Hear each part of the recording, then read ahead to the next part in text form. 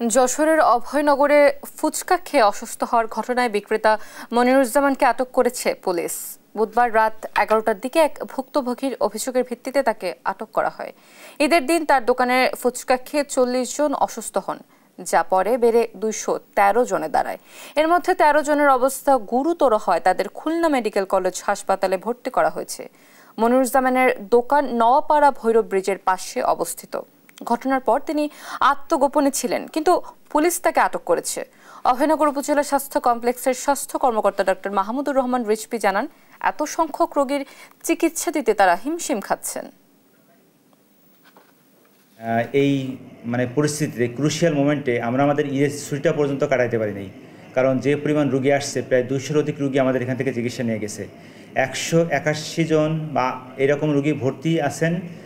তাদের অনেকের অবস্থা ভালো, অনেকের অবস্থা ভালো হওয়ার জন্য তারা ছুটি নিয়ে বাড়ি চলে গেছেন।